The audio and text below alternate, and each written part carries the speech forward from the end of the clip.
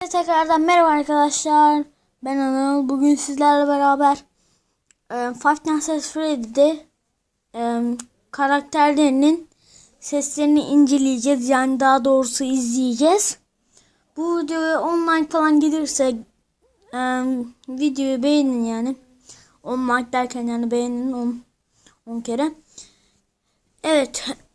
Bir de kanalıma abone olmadıysanız aşağıdan abone olabilirsiniz.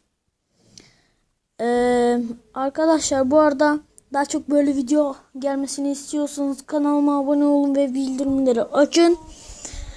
Sizi seviyorum ve hadi başlıyoruz.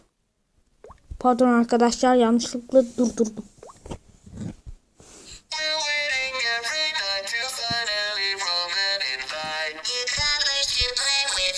Arkadaşlar bu arada kimin sesi daha güzel, bir de kim korkunç diye yorumlara yazın. İşte hadi bak, devam edin.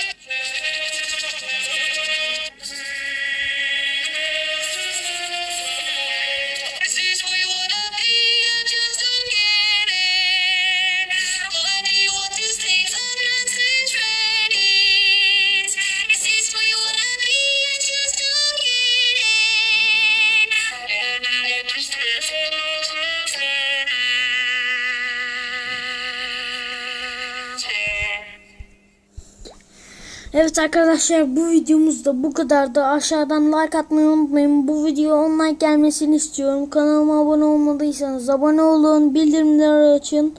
Yorum kısmına da en korkunç ve sesi en güzel olanı yazmayı unutmayın. Hepinizi seviyorum. Ve bay bay.